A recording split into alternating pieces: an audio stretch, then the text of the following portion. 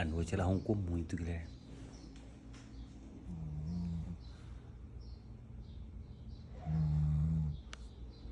Agora ela tá de boa, que acho que nós tá aqui.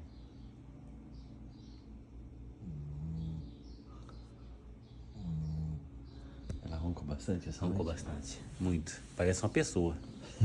Eu acordei de madrugada, eu não achei que ela tava no quarto. Eu acordei com bom, eu acordei normal, né? Mas tava roncando. Aí eu falei, a Zan tá aqui. Só pode ser a Zan, né? Até conheço o ronco dela, Gui. E ela dormiu, É uma graça. ela dormiu na caminha? Será que essa raça de cachorro ronca mesmo? Todas elas? A ronca, acho que é por Porque conta nem do o focinho. Pepinha não ronca, nada, ninguém ronca Mas aqui. o Shih Tzu, bom, é o que as pessoas falam.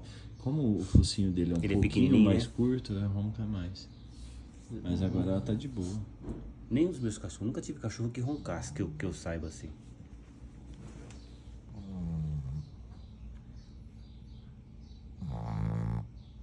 Se deixar, ela dorme o dia inteiro.